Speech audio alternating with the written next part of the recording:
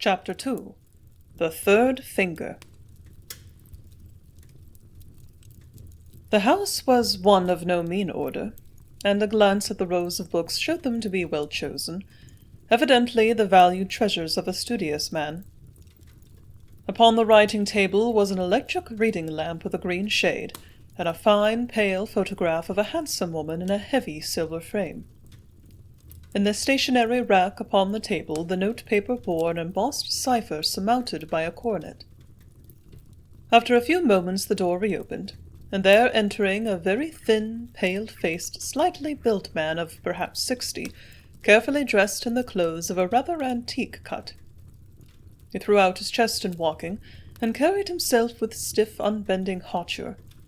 His dark eyes were small and sharp, and his clean-shaven face rendered his aquiline features the more pronounced. "Good morning," he said, greeting me in a thin, squeaky voice. "I am very glad my servant found you at home." "And I, too, am glad to be of service, if possible," I responded. He motioned me to be seated, at the same time taking a chair behind his writing table. Was it, I wondered, by design or accident, that in the position he had assumed, his face remained in the deep shadow, while my countenance was within the broad ray of sunlight that came in between the blind and the window sash? There was something curious in his attitude, but what it was I could not determine. "I called you in today, Doctor," he explained, resting his thin, almost waxen hands upon the table. "Not so much for medical advice as to have a chat with you." "But the patient," I observed. "Had I not better see her first and chat afterwards?" "No," he responded. "It is necessary that we should first understand one another perfectly." I glanced at him, but his face was only a grey blotch in the deep shadow. Of its expression I could observe nothing. Who, I wondered, was this man? "Then the patient is better, I presume?" "Better, but in still a precarious condition," he replied in a snapping voice. Then after a moment's pause he added in a more conciliatory tone, "I don't know, Doctor, whether you will agree with me, but I have a theory that just as every medical man and lawyer has a fee, so has every man his price." "I scarcely follow you," I said, somewhat puzzled. "I mean that every man, no matter what his station in life, is ready to perform services for another, providing the sum is sufficient in payment." I smiled at his philosophy. "Well, there is a good deal of truth in that," I remarked. "But of course there are exceptions." "Are you one?" he inquired sharply in a strange voice. I hesitated. His question was curious. I could not see his object in such observations. "I ask you a plain question," he repeated. "Are you so rich as to be beyond the necessity of money?" "No," I answered frankly. "I'm not rich." "Then you admit that, for a certain price, you would be willing to perform a service?" he said bluntly. "I don't admit anything of the kind," I laughed, not, however, without a feeling of indignation. "Well," he said, after a few moments' hesitation, during which time his pair of small black eyes were, I knew, fixed upon me, "I'll speak more plainly. Would you object, for instance, to taking a fee of 5 figures today?" "A fee of 5 figures?" I repeated, puzzled. "I don't quite follow you." 5 figures equal to 10,000 pounds, he said slowly in a strange voice. A fee of 5 figures? I repeated again, puzzled. For what? In an instant it flashed across my mind that the thin, grey-faced man before me was trying to suborn me to commit murder. That crime so easily committed by a doctor. The thought staggered me. "The service I require of you is not a very difficult one," he answered, bending across the table in his earnestness. "You are young, a bachelor, I presume, and enthusiastic in your honourable calling. Would not £10,000 be of great use to you at this moment? I admitted that it would. What could I not do with such a sum? Again I asked him the nature of the service he demanded, but he cleverly evaded my inquiries. My suggestion will, I fear, strike you as curious, he added. But in this matter there must be no hesitation on our part. It must be accomplished today. Then it is, I take it, a matter of life or death. There was a brief silence, broken only by the low ticking of the marble clock upon the mantelshelf. Of death, he answered in a low, strained tone.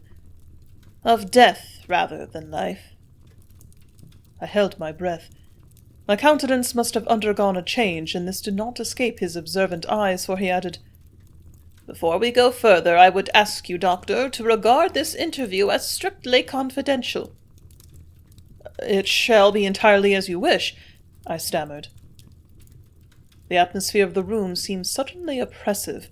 My head was in a whirl, and I wanted to get away from the presence of my tempter. Good, he said, apparently reassured. Then we can advance a step further. I observed just now that you were a bachelor, and you did not contradict me. I am a bachelor, and have no intention of marrying. Not for £10,000? He inquired. I've never met yet a woman whom I could love sufficiently, I told him quite plainly. But is your name so very valuable to you that you would hesitate to bestow it upon a woman for a single hour, even though you were a widower before sunset? A widower before sunset? I echoed. You speak in enigmas. If you were plainer in your words, I might comprehend your meaning.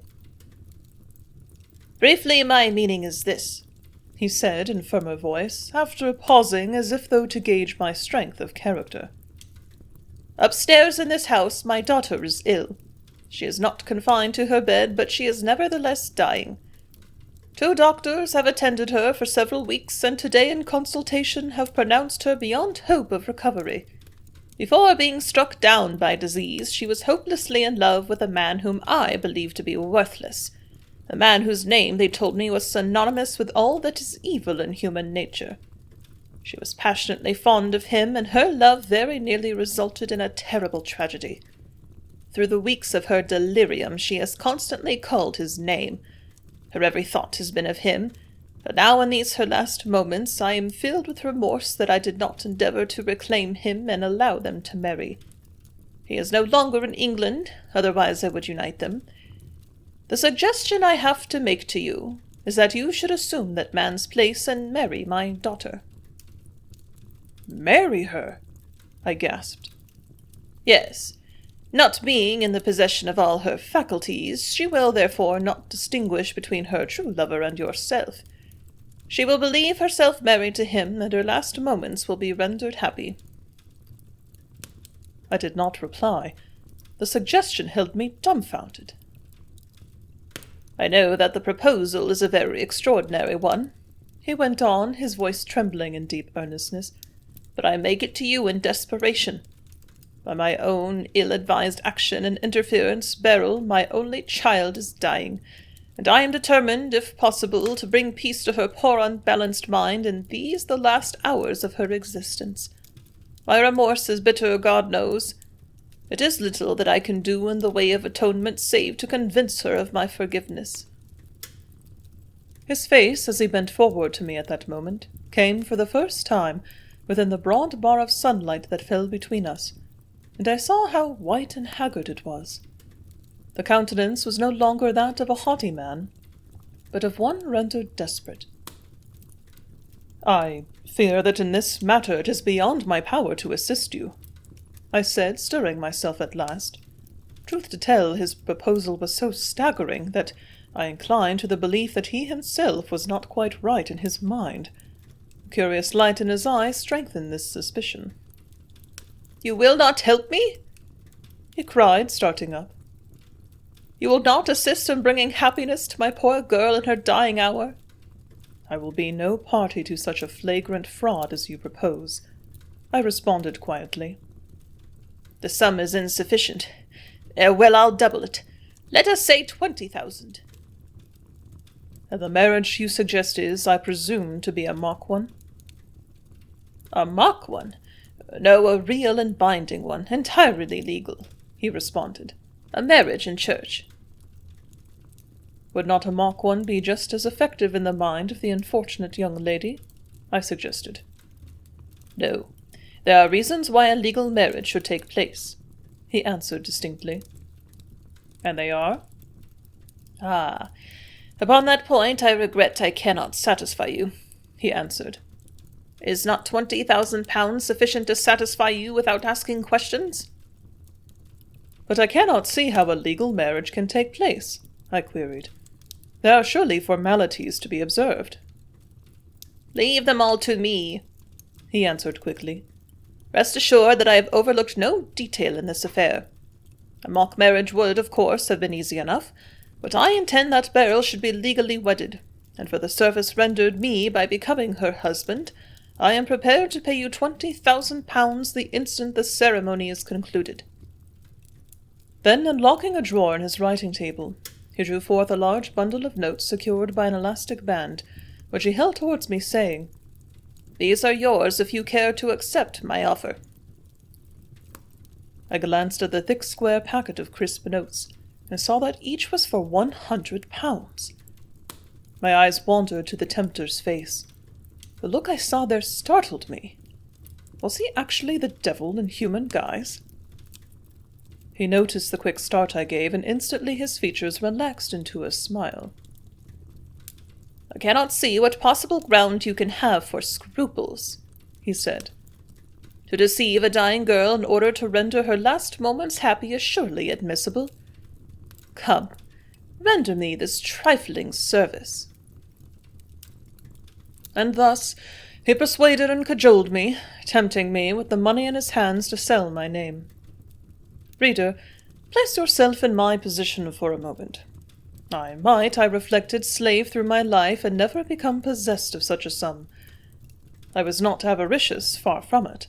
Yet with £20,000 I could gain the zenith of my ambition, and lead the quiet, even life that had been so long my ideal. I strove to shut my ears to the persuasive words of the tempter, but could not. The service was not a very great one, after all. The woman who was to be my wife was dying. In a few hours at most I should be free again, and our contract would remain forever a secret. The sight of that money, oh, money with a curse upon it, money that, had I known the truth, I would have flung into the grate and burned rather than suffer its contact with my hand, decided me. Reader, can you wonder at it?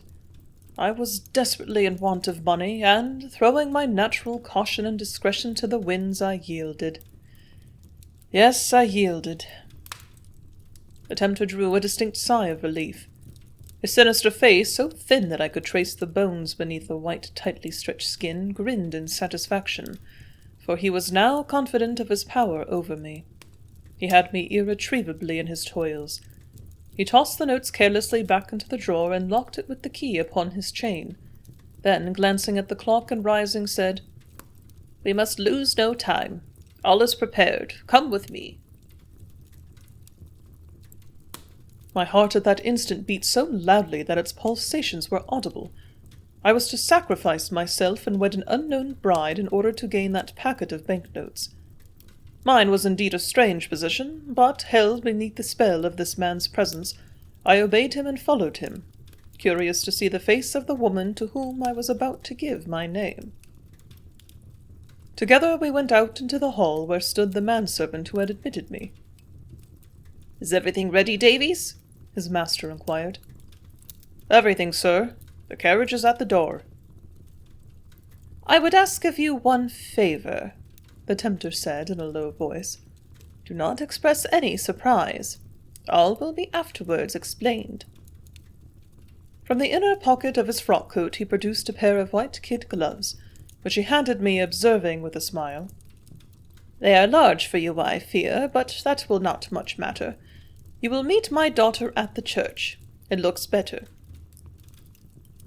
Then, as I commenced putting on the gloves, we went out together, and entered the smart brougham waiting us.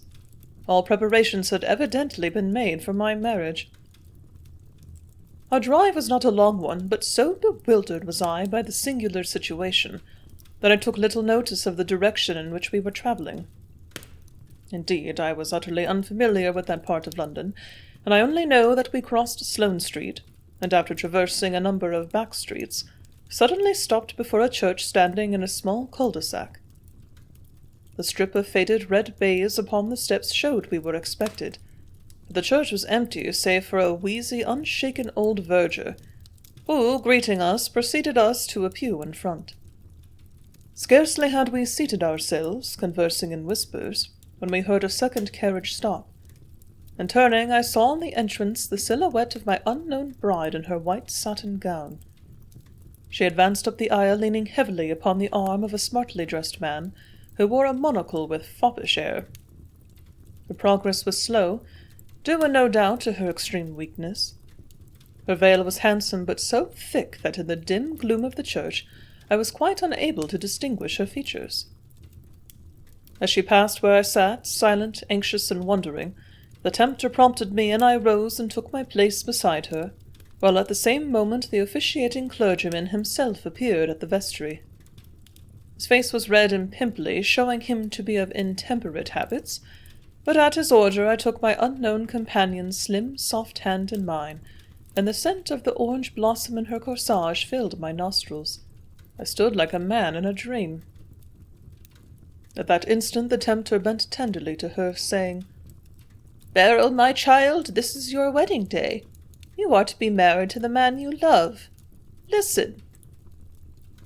Then, in a nasal tone which sounded weirdly in the silence of the place, the clergyman began to drone the first words of the marriage service. "Dearly beloved, we are gathered together," until he came to the first question, to which I responded in a voice which sounded strange and cavernous. I was selling myself for £20,000. The thought caused me a slight twinge of conscience. Turning to the woman at my side, he asked, "Wilt thou have this man to be thy wedded husband, to live together after God's ordinance in the holy estate of matrimony? Wilt thou obey him and serve him, love, honour, and keep him in sickness and in health, and forsaking all other, keep ye only unto him as long as ye both shall live?" A silence fell, deep and complete. Two ordinary-looking men who had entered the church to serve as witnesses exchanged glances. Then a slight sound escaped my unknown bride like a low sigh, and we could just distinguish the reply, "I will." The remainder of the service was gabbled through. A ring which the tempter had slipped into my hand I placed upon her finger, and 10 minutes later I had signed the register, and was the husband of a woman upon whose face I had never looked. The name she had signed with mine was Beryl Wynd. Beyond that I knew nothing. Utterly bewildered at my position, I sat beside my bride on the drive back, but she preserved silence, and I exchanged no word with her. She shuddered once as though cold. Her father accompanied us, keeping up a lively conversation during the whole distance. Arrived at the house, the woman who had sought me at Rowan Road came forward to meet my bride, and at once accompanied her upstairs while we entered the dining-room. The two witnesses who had followed in the second carriage quickly joined us. The butler Davies opened champagne, and my health with that of the bride was drunk in solemn silence. The man with the monocle was absent. Truly, my nuptial feast was a strange one. A few moments later, however, I was again alone in the library with the tempter, whose eyes had grown brighter, and whose face had assumed an even more demoniacal expression. The door was closed, the silence unbroken. "So far all has been perfectly satisfactory," he said, halting upon the hearthrug suddenly and facing me. "There is, however, still one condition to be fulfilled before I place the money in your hands." "And what is that?" I inquired. "That your wife must die before sunset," he answered in a hoarse, earnest whisper. "She must die, you understand? It is now 12:30. "What?" I cried, starting forward. You would bribe me to murder your own daughter?" He shrugged his thin shoulders, made an impatient movement. His small eyes glittered, and in a cold, hard voice he exclaimed, "I said that it is imperative that she should die before the money is yours. That is all."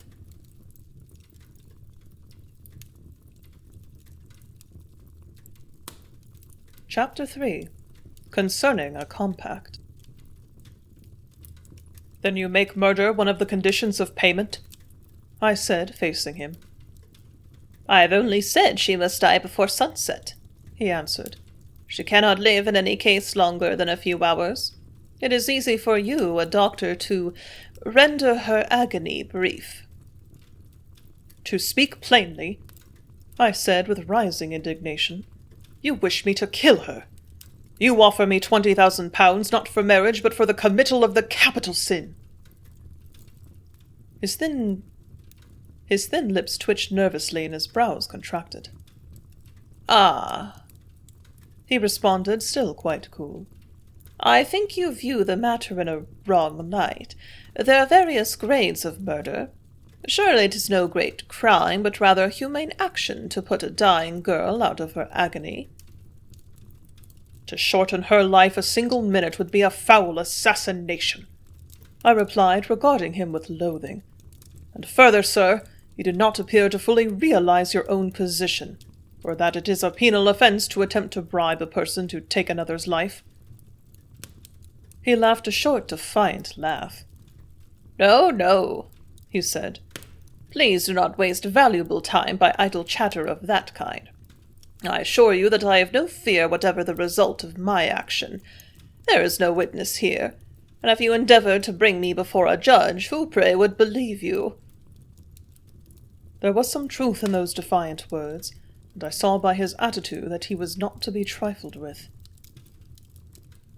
"I take it that you have objects in both your propositions, in your daughter's marriage and in her death," I said in a more conciliatory tone, hoping to learn something further of the motive of his dastardly proposal. "My object is my own affair," he snapped. "My conscience is my own," I said. "I certainly do not intend that it shall be burdened by the crime for which you offer me this payment." He fixed me with flaming eyes. "Then you refuse?" he cried. "Most certainly I refuse," I responded. "Moreover, I intend to visit your daughter upstairs and strive, if possible, to save her." "Save her?" he echoed. "You can't do that unless you perform miracles.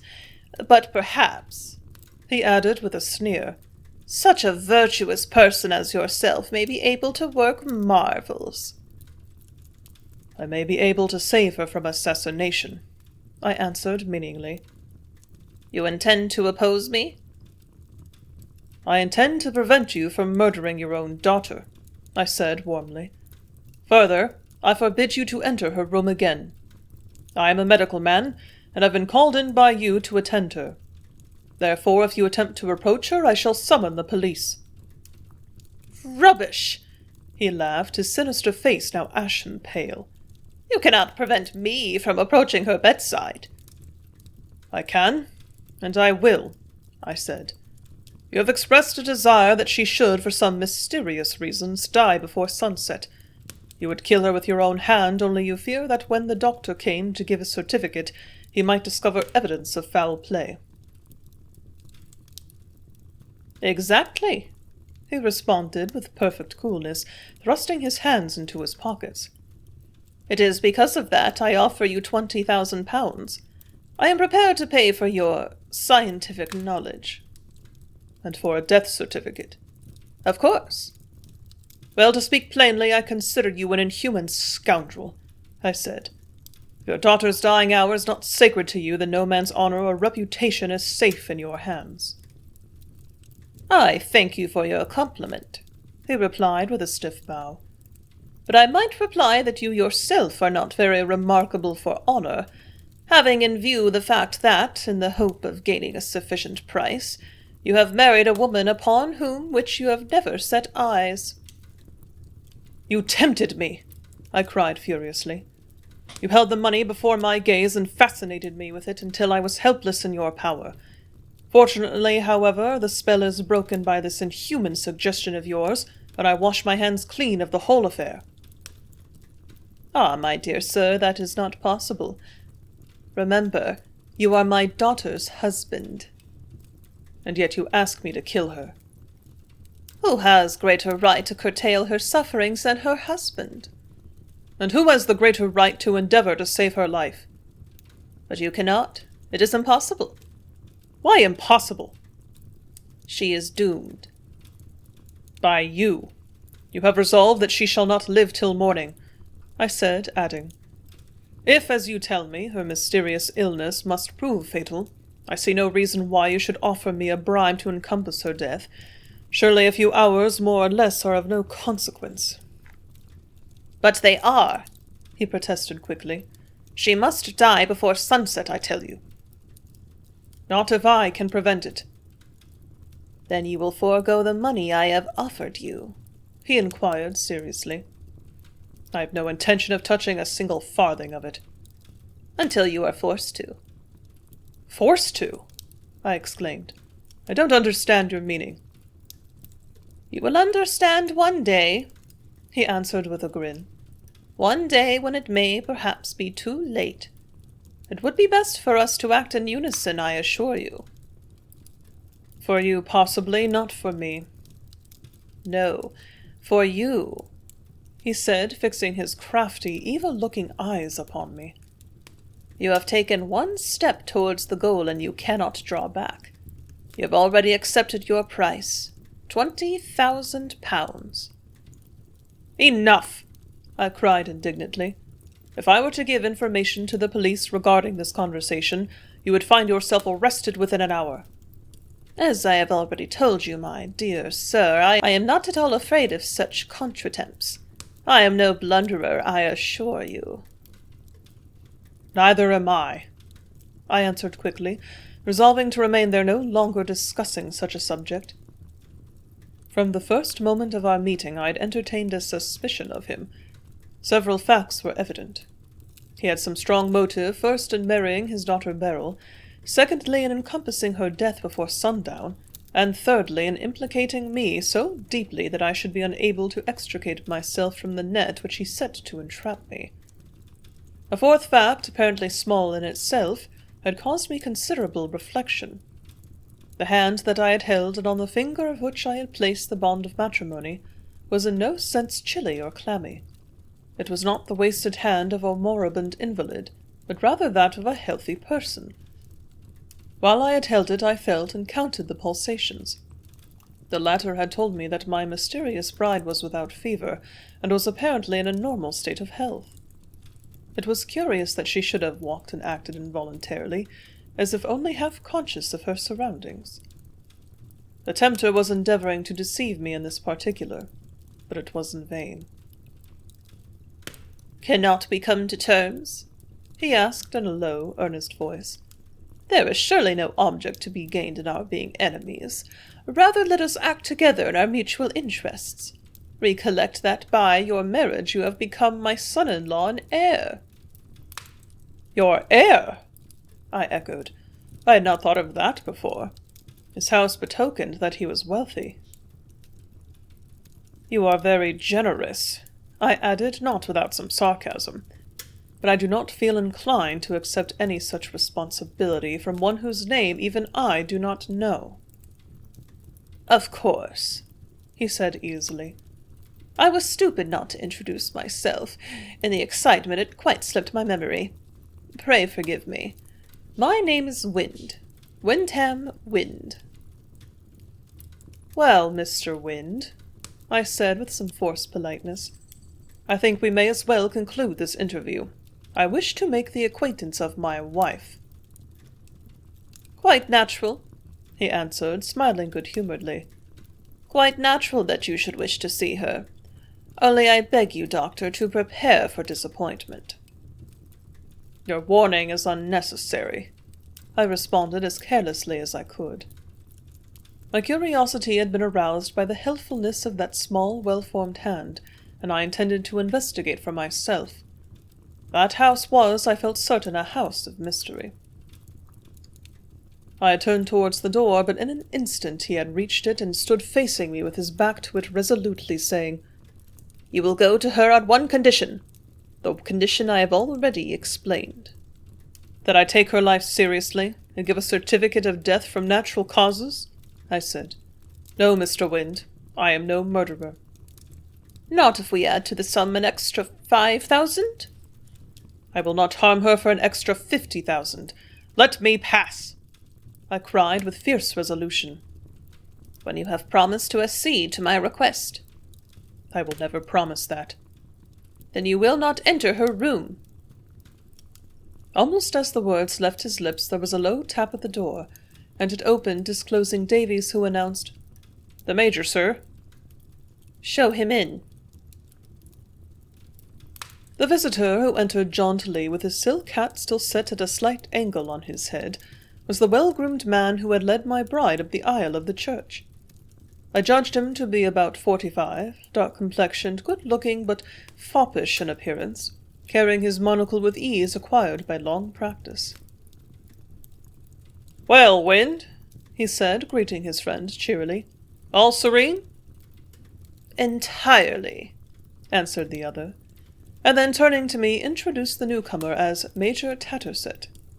"This, Major, is Dr. Colkirk, my new son-in-law," he explained. "Permit me to present him." "Congratulations to you, my dear sir," he responded, laughing good-humouredly, while the tempter remarked, "The Major is, of course, fully aware of the circumstances of your marriage. He is our nearest friend." "Marriage rather unconventional, eh?" the other remarked to me. "Poor Beryl. It is 1,000 pities that she has been struck down like that. 6 months ago, down at Wyndhurst, she was the very soul of the house parties, and here today she is dying." "Extremely sad," I remarked. "As a medical man, I see too vividly the uncertainty of human life." "How is she now?" inquired the Major of her father. "The same, alas," answered the tempter with well-assumed sorrow. "She will, we fear, not live till midnight." Poor girl," the newcomer ejaculated with a sigh, while the tempter, excusing himself, for an instant left the room. I would have risen and followed, but the Major, addressing me confidentially, said, "This is some strange whim of my old friend's, marrying his daughter in this manner. There seems no motive for it, as far as I can gather." "No, none," I responded. "Mr. Wind has struck me as being somewhat eccentric."